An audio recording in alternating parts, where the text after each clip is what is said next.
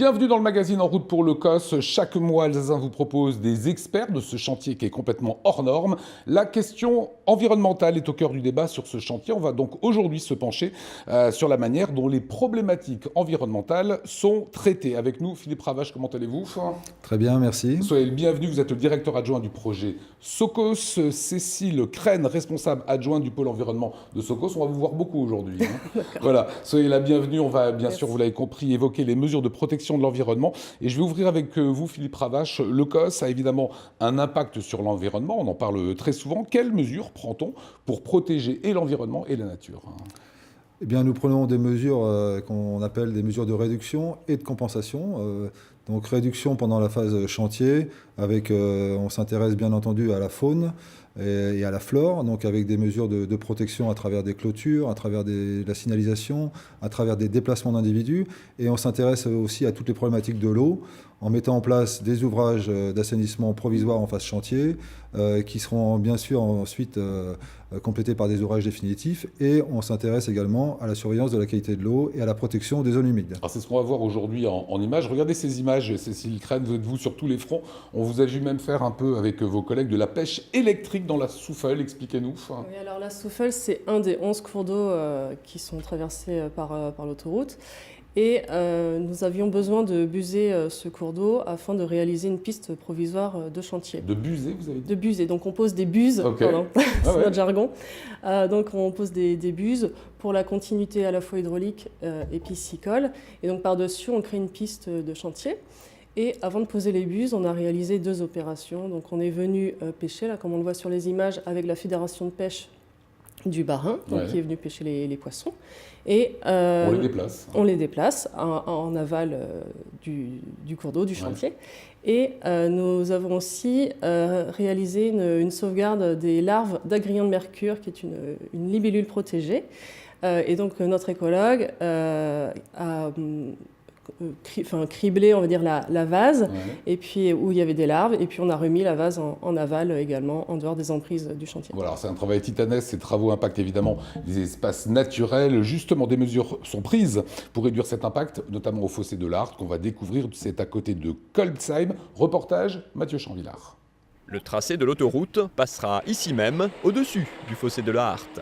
Mais qui dit cours d'eau, même modeste, dit espace sensible. Ici, tout est fragile, la faune, la flore et le ruisseau lui-même. Hors de question de l'interrompre, il faut donc le dévier le temps des travaux. On ne peut pas interrompre sur le plan hydraulique, on ne peut pas interrompre sur le plan piscicole, on ne peut pas interrompre sur le plan sédimentaire. Donc, et puis effectivement, et dès l'instant où on impacte le lit du cours d'eau, on fait une pêche de sauvegarde. Cette pêche consiste à prélever les petits poissons et les larves d'insectes qui se trouvent sur la section et à les relâcher en aval. Et pour que le reste de la petite faune ne pénètre pas sur le chantier, la zone doit être entièrement clôturée. On va empêcher donc les bêtes qui sont à l'intérieur de l'ancien lit donc de sortir et d'aller effectivement au contact des engins. Donc c'est pour éviter les phénomènes de collision et d'écrasement accidentel de ces bêtes-là. Un peu plus loin, des prairies et des zones humides abritent un papillon, le cuivré des marais, et le crapaud vert, 2 espèces protégées. À chaque fois, les prescriptions environnementales définissent les mesures à prendre pour protéger ces espèces. Quand on est en zone hamster, par exemple, sur le niveau des emprises, on va enfouir la clôture jusqu'à 50 cm pour essayer d'éviter que l'hamster ne rentre dans l'emprise des travaux en creusant et en passant par-dessous les clôtures. Ces mesures drastiques sont plus exigeantes que jamais sur ce chantier sensible. Sur ces sections, ce sont donc les mesures de protection et le calendrier de la faune qui imposent leur rythme aux travaux. Alors à première vue, c'est compliqué, mais c'est un simple fossé, quoi. Pourquoi est-ce que ce fossé, Cécile Crène, demande autant d'attention? Alors, il s'appelle fossé de la Hart, mais en fait, il s'agit bien d'un cours d'eau. Et donc, comme tous les cours d'eau, nous devons mettre en place des mesures de réduction et aussi de compensation. Donc c'est important, oui, c'est important. De bien s'en occuper. Il est aussi important qu'un autre cours d'eau. En quelques mots, les difficultés quand on doit détourner un cours d'eau, c'est quoi? Alors en fait, on a plusieurs mesures à mettre en place. On a déjà un planning des travaux d'intervention en cours d'eau à respecter qui est dans notre arrêté préfectoral. On doit aussi mutualiser cela avec le planning, le phasage des travaux, l'avancement du chantier. Et on doit, comme il est dit dans le reportage, assurer en permanence une continuité hydraulique et piscicole. C'est un casse-tête. C'est un casse-tête. Alors, on met différentes mesures en place. Donc, quand on fait une dérivation de cours d'eau, ça veut dire qu'on translate le cours d'eau de quelques mètres par rapport à son lit initial. C'est-à-dire on creuse un autre lit. On creuse un nouveau lit. Ouais. Et quand on bascule de l'ancien lit vers le nouveau lit, on doit réaliser, donc comme on l'a vu pour la Soufelle, une pêche de sauvegarde à la fois pour les poissons, pour les larves, par exemple aussi d'agrillons de mercure, quand il y en a. On s'assure qu'il n'y ait plus d'amphibiens non plus aux abords du cours d'eau. Philippe, un petit mot avec vous. Ces travaux doivent être réalisés en amont. Creuser un lit, etc. Est-ce que ça rallonge finalement la durée des travaux? Est-ce que le COS, il n'est pas reculé autant de mois par ces petits travaux? Alors, ce type de mesures qu'on vient de voir, effectivement, c'est des mesures classiques qu'on met en place. Enfin, elles sont importantes, mais elles sont traditionnelles. Donc, elles sont intégrées dans notre planning dès le démarrage du chantier. Et donc, ce n'est pas des éléments qui, aujourd'hui, ne sont pas pris en compte. C'est inclus dans le planning tel qu'on prévoit les travaux aujourd'hui en environnement. Est-ce que ça représente un surcoût? Alors bien sûr, toutes les mesures environnementales ont un coût. Là aussi, je dirais, c'est intégré dans le coût global du chantier. Ce que je peux dire, c'est que les mesures environnementales au sens large représentent entre 20 et 25% du coût global du chantier. Ah ouais, donc c'est considérable. Sur un chantier qui est à 500 millions? Qui est à 500 millions, on est plutôt sur 25 millions déjà pour ces choses-là. Tout confondu, ouvrage, mesures de protection particulières, mesures compensatoires. Ah oui, quand même. On va parler de reboisement, ça vient de se finir, vous allez le voir dans quelques instants, sur la commune de Goungvillers, sur 4,5 hectares. L'idée du reboisement, Philippe, c'est quoi? L'idée du reboisement, tel qu'on va le voir sur ce reportage, c'est effectivement de remplacer finalement les arbres qu'on coupe au sens sylvicole du terme, c'est-à-dire qu'on supprime de la forêt qui avait une vocation sylvicole et on recrée un espace de forêt identique pour la même vocation.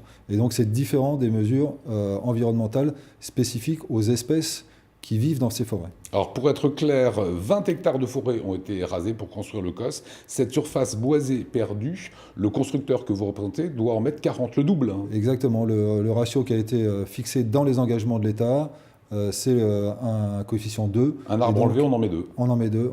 Surface déboisée, on la multiplie par 2 en reboisement. Voilà, c'est 40 hectares de forêt qui vont être plantés dans la région. Et ça a commencé à Goungvillers, en Alsace, Bossu, Mathieu Chanvillard.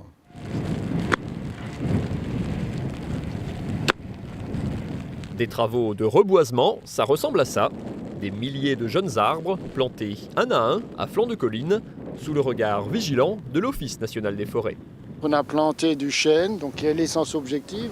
Donc le chêne Cécile, qui a été planté. Donc le bûcheron, l'ouvrier sylviculteur qui plante ce plant, il fait un travail. Donc le sol a été travaillé déjà par une sous-soleuse à la dent Becker.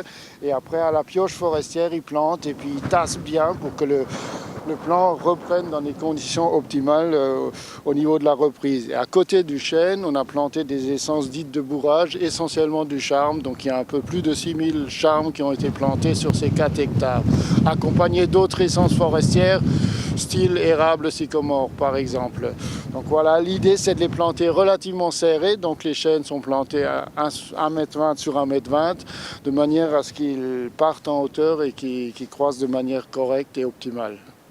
Ces plantations se répartissent sur un peu plus de 4 hectares, sur des terres que la mairie de Goungvillers avait achetées à un agriculteur, mais qu'elle n'avait pas les moyens de reboiser elle-même. Ça fait des années que j'avais un projet pour boiser ces parcelles. Donc j'avais contacté il y a une dizaine d'années l'ONF pour qu'on avance sur ce projet pour agrandir notre forêt communale. La candidature de la commune a donc été retenue. Et voilà comment les arbres coupés sur le tracé de la future autoroute font des petits 60 km plus loin. C'est de la compensation qui est liée à la sylviculture, aux engagements de l'État. Et donc dans ce cadre-là, on est autorisé à reboiser dans toute l'Alsace hors massif vosgien. Voilà, contrairement aux autres mesures environnementales qui sont liées au code de l'environnement où on doit être à proximité du tracé et on est dans la majorité entre 3 et 5 km au maximum du tracé. Le contrat ne se limite pas à ces plantations, un suivi est d'ores et déjà prévu, quitte à replanter certains arbres s'il y avait trop de pertes. Voilà, et Vinci est tenu à recréer 48 hectares précisément. Est-ce que c'est difficile, Philippe Ravage, de trouver des sites pour reboiser ?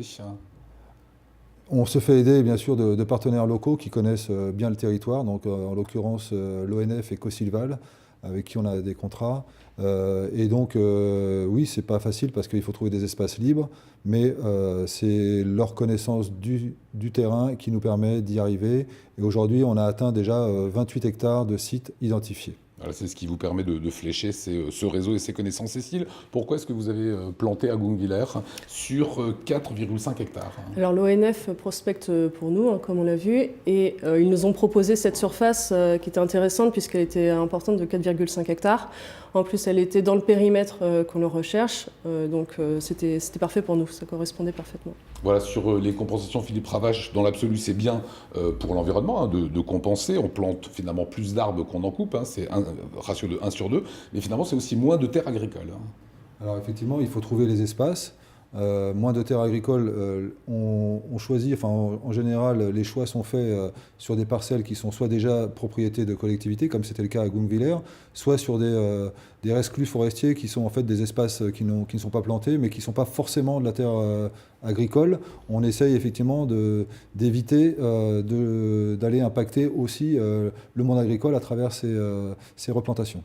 Voilà, aujourd'hui, début avril, on en est où de la progression, de l'avancée des travaux? C'est ma dernière question. Comment ça se passe? Comment ça fonctionne? Vous qui pilotez tout cela? Alors le chantier avance. On a effectivement une météo qui est favorable ces derniers temps. On est aujourd'hui à peu près à 20%, 15 à 20% des terrassements. Donc presque 1 million de mètres cubes ont été terrassés déjà depuis le début du chantier. On a démarré aussi 16 ouvrages sur une cinquantaine. Donc voilà, le chantier progresse. Et les équipes sont en place. Aujourd'hui, on a environ 350 à 400 personnes qui travaillent en attendant la pointe de l'été qui montera à 500 à 600 personnes sur le chantier. Durant l'été, c'est parce qu'il fait beau, on peut avancer très vite. C'est la période favorable au terrassement, donc c'est là où on aura tous nos moyens qui seront mis en place. Aussi bien moyens matériels bien sûr que les effectifs. Voilà, on aura le temps d'en reparler, de voir aussi que ça génère de l'emploi, c'est ce que vous venez de dire, hein. C'est près de 500 personnes qui vont bosser sur ce contournement ouest. Merci beaucoup Cécile. Merci à vous, merci Philippe. Bulletin circulation, tiens, ça c'est important pour vous avertir des routes coupées sur tout le tracé. Il faut bien se déplacer ici dans notre région. Sur toutes les zones de travaux, vous avez cette adresse qui s'affiche à l'écran. Voilà, si vous voulez poser également des questions, voici le mail pour toutes vos questions, cos@alsace20.tv. Voilà pour ce nouvel numéro de En route pour le COS. On va se retrouver fin avril. D'ici là, vous pourrez suivre sur notre site internet l'avancée des travaux. Je vous dis salut.